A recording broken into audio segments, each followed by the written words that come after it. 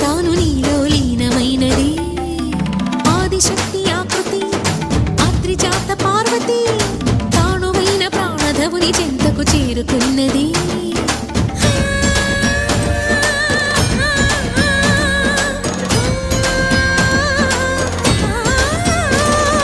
భవుని భువికి తరలించేలా ధరణి దివిని తలపించేలా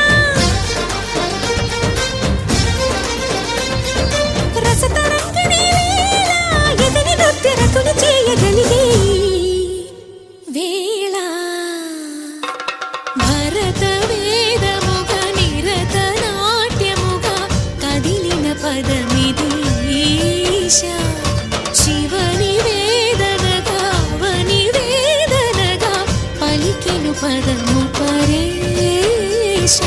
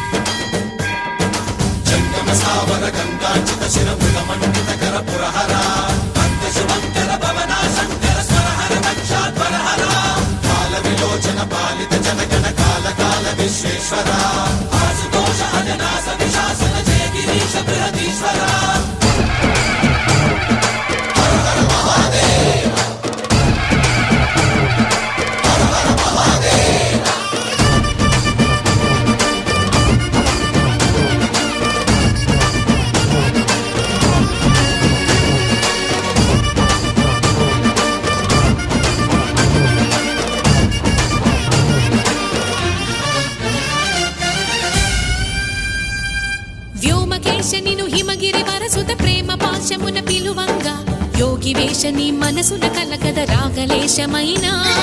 హే మహేశని భయద పదాహతి దైత్య శోషణము జరుపంగా భోగి భూష భువనాళిని నిలుపవ అభయ ముద్రలోన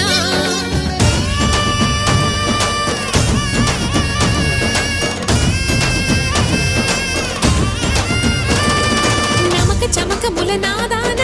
యమక గమక ముల యోగాన